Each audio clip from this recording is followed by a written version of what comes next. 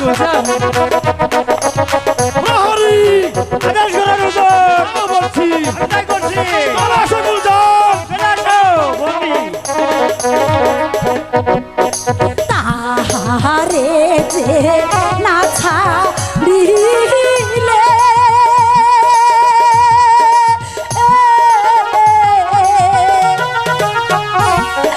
প্রাণে চাহব আমি মোরে গো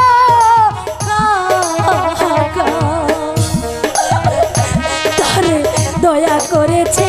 দাও তুমি তারে তুমি দয়া করে ছেড়ে